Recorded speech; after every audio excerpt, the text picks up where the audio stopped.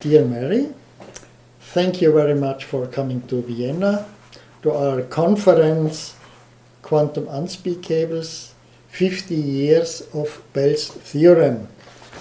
You are our guest of honor, and we really appreciate this very much. Yeah.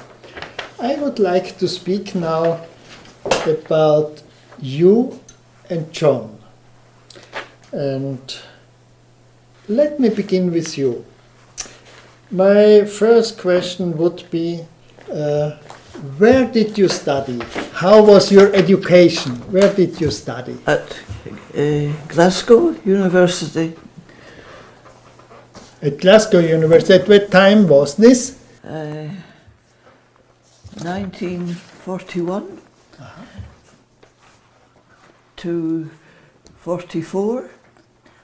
Then I was called up for a year to work on radar.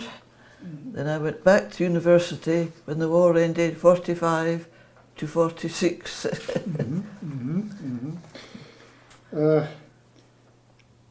What did you study there? Mathematics and natural philosophy, which was the old-fashioned name for physics. Oh, I see. Wasn't that somehow unusual for a girl to study physics, so mathematics and natural sciences at that time, in the 40s? Not so very strange, because it was forbidden to do mathematics alone. So, although there's a tendency for girls to do mathematics, not physics, that was not possible. You had to combine them. That's funny. Why was it forbidden to study not just mathematics? Because it was claimed there were very few jobs available with only mathematics. But that changed with the introduction of computers, and people went in for programming and so on. So that has all changed. I see. When you graduated from university, what was your next step? I applied to the Atomic Energy Authority, which had the laboratory at Harwell, and I had already become accustomed to the idea of a government laboratory, having worked for 1 year at Malvern on radar. It was a bit before that. Most opportunities were only for teaching, you know. But having been at Malvern, I knew that one could fit into a big laboratory. There were all sorts of jobs you could do, you know, from easy to more difficult. Okay. In fact, I was offered a permanent job at Malvern by the Director General, but my job was to read all the literature and draw his attention to anything that would interest him. But it didn't appeal to me, and also I wanted to complete my degree.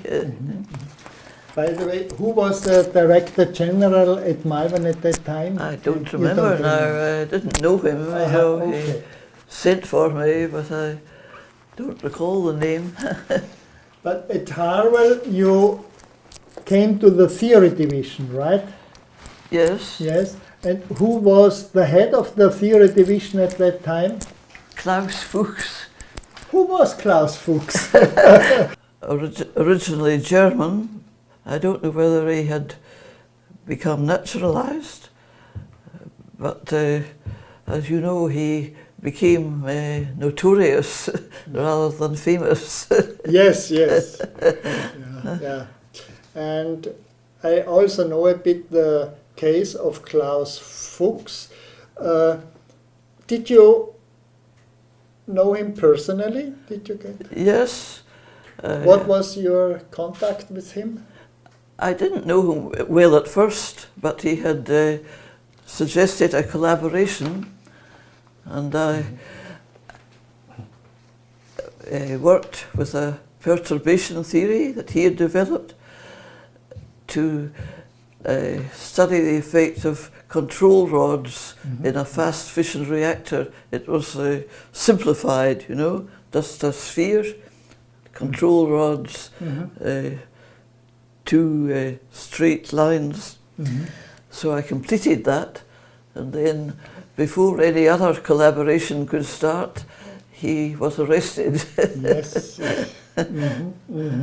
But it was a big surprise to everyone there, you know. I can imagine, yes. But never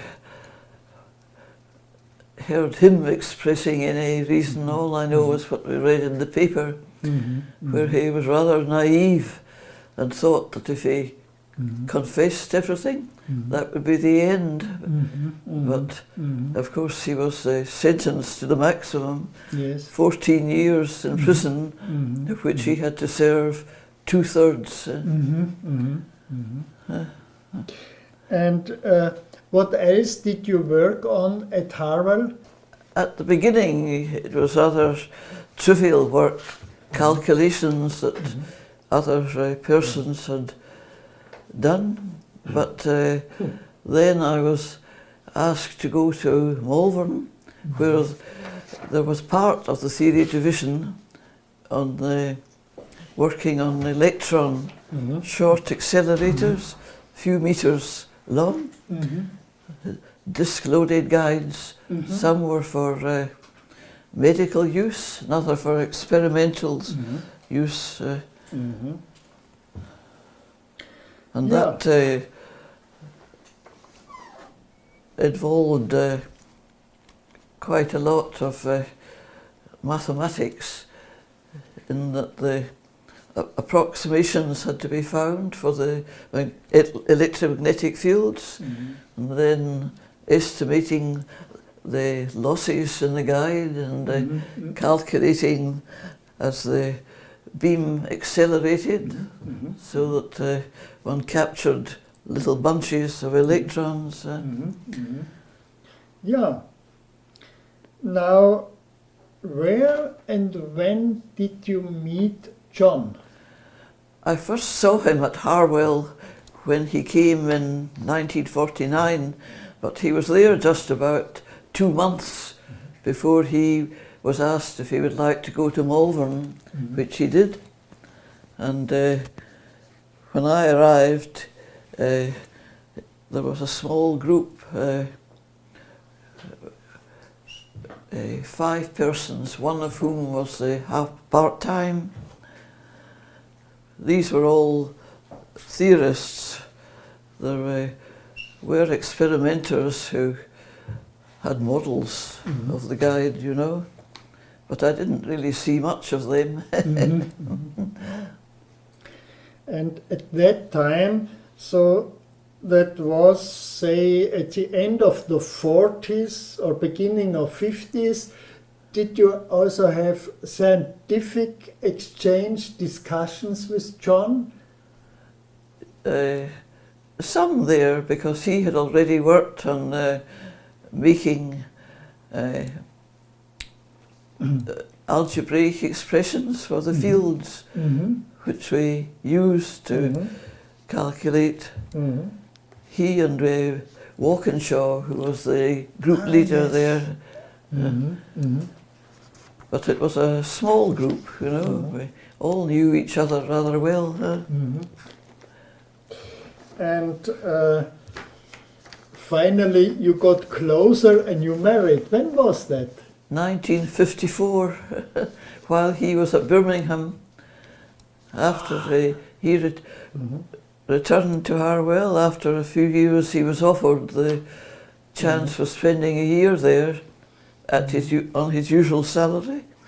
So he went in the autumn of 53, and then we married 1st of May 54.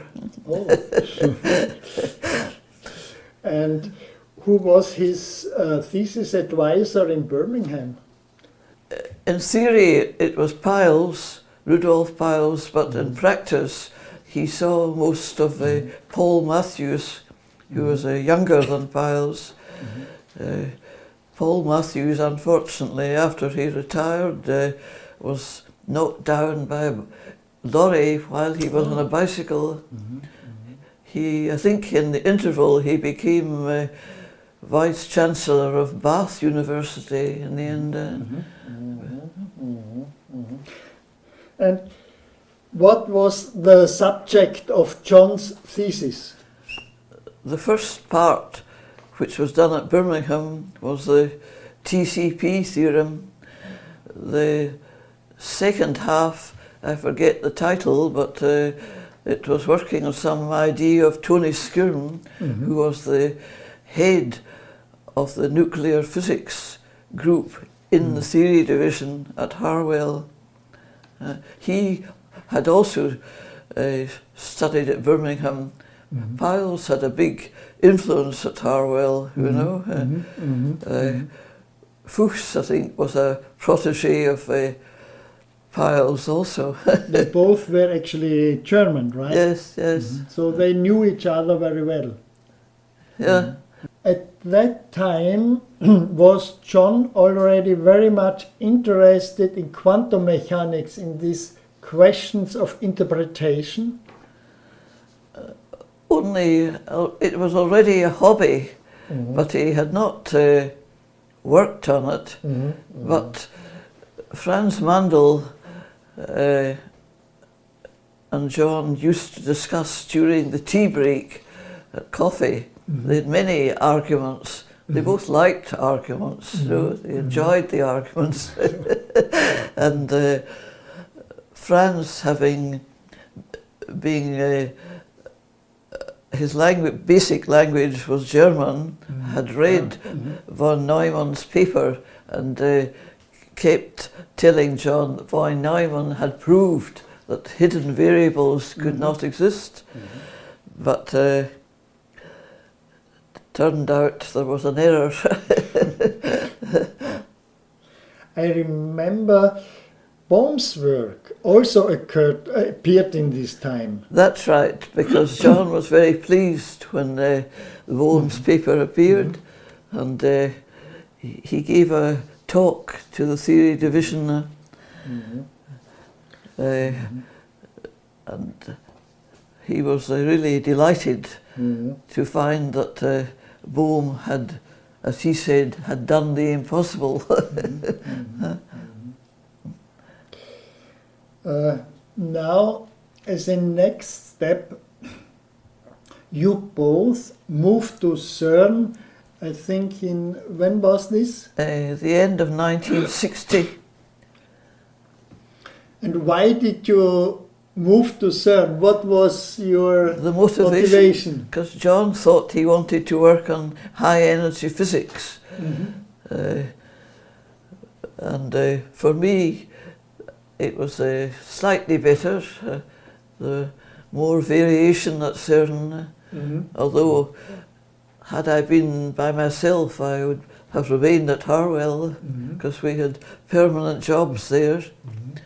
But I can't say it was a worry, thinking that the CERN job was originally 3 years and then one is given tenure or not.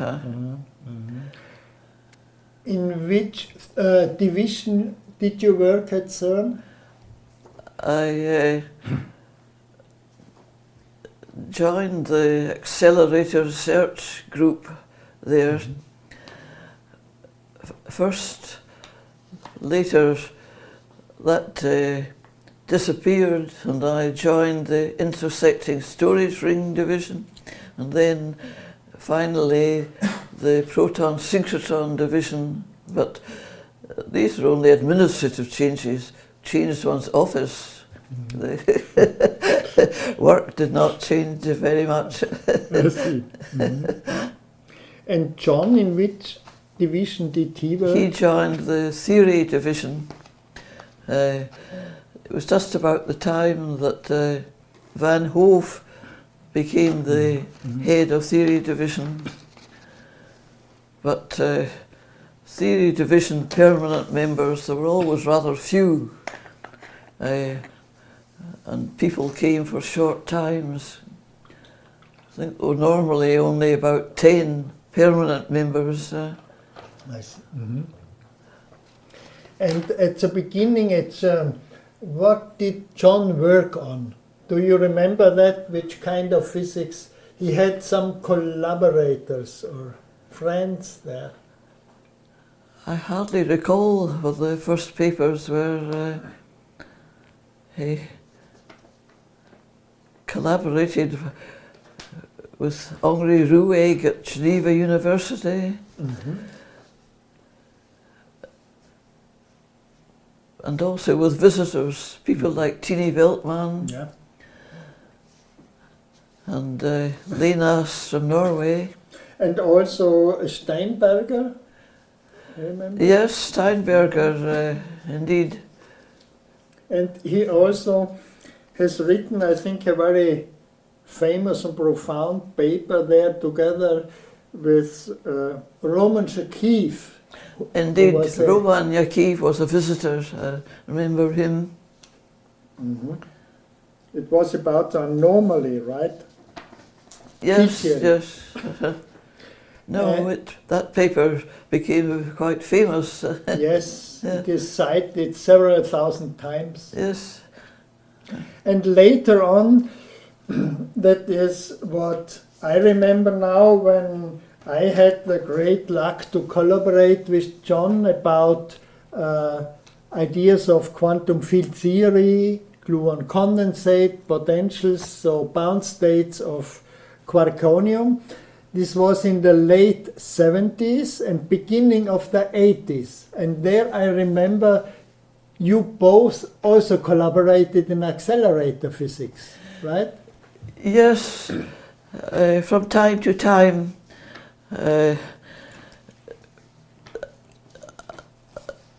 John already knew Frank Krienen, a Dutch physicist or engineer, and I was interested in working on the electron cooling that Frank Krienen was going to be the chief of, the head of the group. So he was quite pleased to have me, knowing that John would take an interest and help out. And I must say I liked that better than anything else I worked on at CERN. Also, Frank Krienen was very impressive, wide knowledge, and I would say one of the best persons I ever collaborated with. Also, theory he was very good at, you know. And again, it was a small group. So when somewhat more complicated things arose, John was always available. Now I would like to focus a bit on John's quantum work. This actually began when you both had a sabbatical and you moved to the US, to the States. How was that and when? Sam Berman from Stanford had been at CERN, and he was very keen for John to go, and also Tini Bertlmann went for a time also through Sam Berman. When we arrived, although Pierre Noyes was the head of the theory group, in practice Panofsky consulted Sid Drell a lot. So I think there was a little tension there. But I worked with the accelerator people, and I had already written the Fortran program at CERN on a so-called RF separator of particles, and I rewrote that there. They didn't use Fortran, but Algol, which is rather similar, you know. I remember. And this was the time when John published his two groundbreaking papers.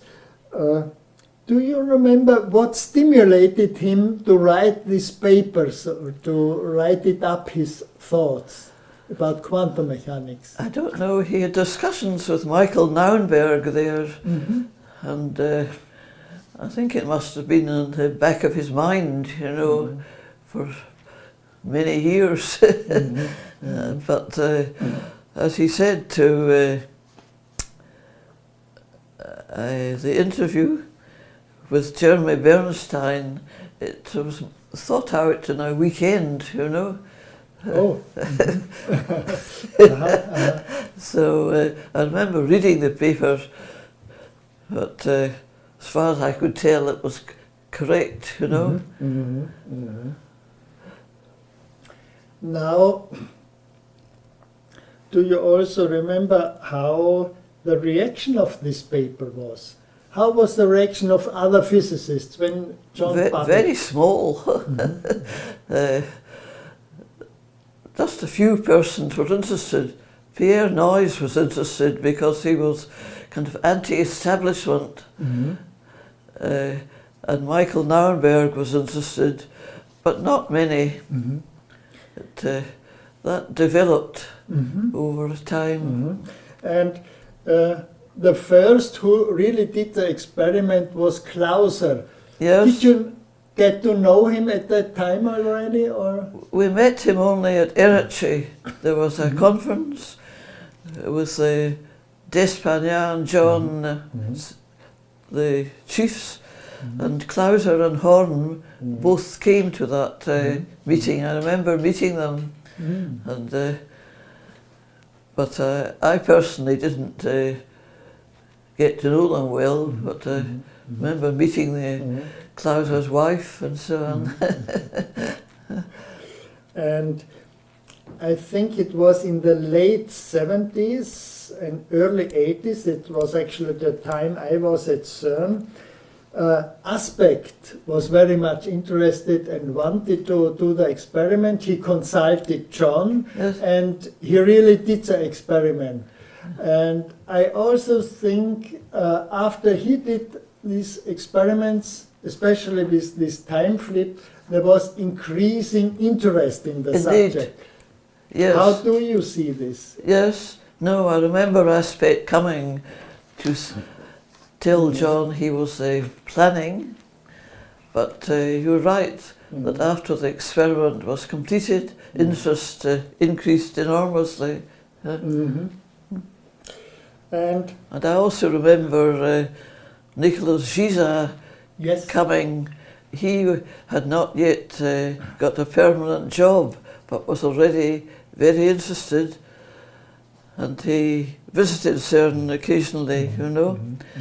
And then I remember him having two jobs, one at the optics laboratory and one writing computer programs. And then after a year, he was offered permanent jobs with both, but he took the optics laboratory, and that moved to join Geneva University. So that was how he was started on a very successful career. Yes, indeed. Yeah. Now, I remember already in the early 80s, even after Aspect's experiment, the people there, the physicists at CERN, didn't care much about John's quantum works. Even worse, they didn't appreciate it, because they always told me, quantum mechanics works, so don't worry. Indeed. Yeah. And I discussed this once with John, and I said, by the way, I in a discussion, I said to him, you deserve the Nobel Prize for Bell's theorem, for the experiment. And then he replied, no. And I asked you why? And then he said, it is a null experiment. You see, a zero. There was no outcome in the sense that quantum mechanics could be disproved. Yes. And then I replied and said, but the implication of Bell's theorem is that it has a non-locality in this game. Yes. And John, I remember him sitting, said rather sadly, who cares about this non-locality, you see? And it was just this non-locality which puzzled John very much. And so I had the feeling that he was a bit unhappy about the fact that the other particle physicists did not see this, did not appreciate this. What is your memory? I don't recall him How did expressing you feel, any John, about opinion, this? you know. Yeah. But he was certainly well aware that it was of little interest to most physicists. Yeah. I mean, now after that, certainly the interest increased very much, and of course, John, although he felt that this subject is not so interested and appreciated at CERN, he received several awards, high awards. Which awards did John receive? Do you remember that? Which one was it? An obscure reality prize, but I think it was an aspect who received it there, but he did receive a Dirac medal, yes, and a Hughes medal from the Royal Society. So he had enough appreciation, but I don't think it was connected with the inequality, you know. That was more for his work in particle physics, yes. Anomaly. Yes. Yeah. And also he got a prize from the American Society. That's right, the American Physical Society. Yes. Yeah. It is certainly somehow a pity, since in the 90s there was really a breakthrough of John's work. It serves now this Bell theorem, the Bell inequalities, and also this non-locality, which puzzled him very much, serves now as a basis for a new technique for this quantum communication, computing, all what we call now quantum information. Yeah, and I must say, he is now actually the hero of a whole community, right? The prophet. But I think that was a big surprise to him. He didn't foresee any practical applications. Yes. And how is it for you now when you see this enormous appreciation of John's work, which he couldn't foresee? I mean, now we have celebrations of Bell's theorem all over the world, here and also in other parts of the world. How is it for you? Is it a kind of satisfaction or rehabilitation of John? How do you feel? A certain satisfaction, I would say. But indeed not foreseen. I see. Yeah. So, yeah. But he wouldn't object to practical applications, you know. He would probably be quite pleased to know. Yeah. Then, Mary, in this sense, I would like to thank you again. And we really feel very happy that you took the effort of coming here to Vienna to celebrate John's theorem, and I only can say it was a great honor for us, and I would like to thank you very much for this conversation. Okay, so thank you for inviting me. Yes.